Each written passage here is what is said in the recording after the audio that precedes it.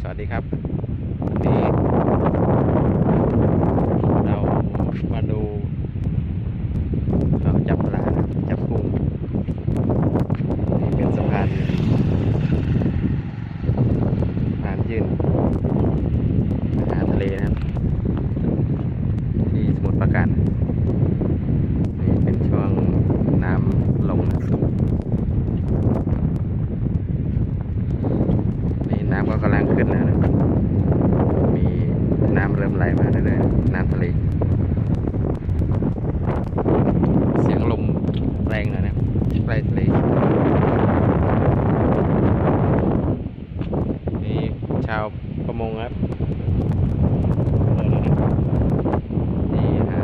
ปลามาขายในตลาดครับขี่มอเตอร์ไซค์เข้ามาได้นะครับสะพานนี้เป็นสะพานขึ้นปลานะครับสำหรับเรือ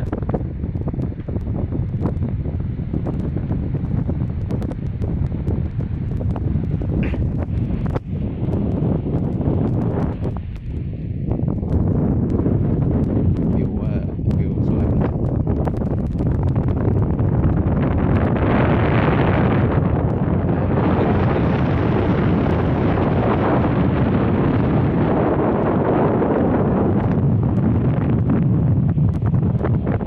นี่เราสามารถมาหาหอยหรือ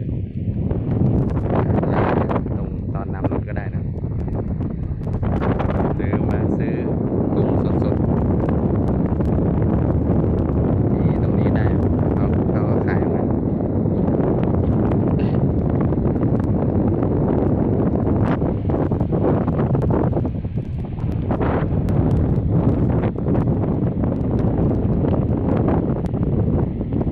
ก็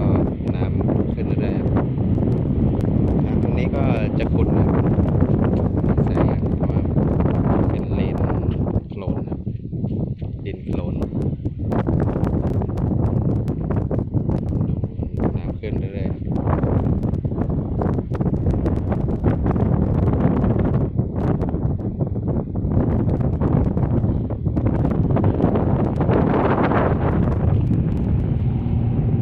ครับมีเรือซิ่งนะครับ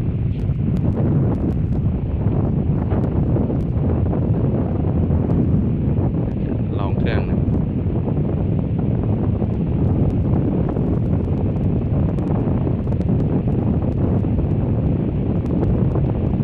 น้ำขึ้นเร็วมากแป๊บเดียวจะท่วม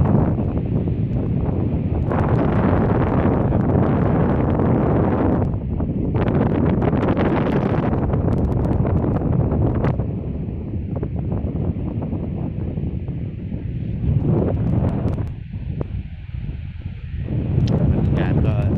ลมพัดแรงกันนะเสียงลมก็อาจจะแทรกในคลิปนะธรรมดา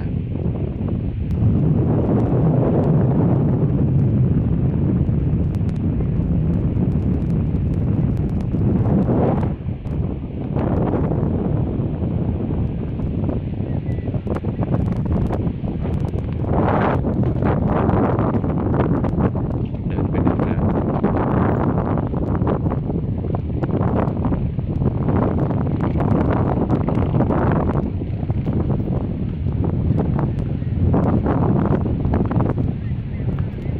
น้ำขึ้นเร็วมากแป๊บเดียวนี่ขึ้นเลน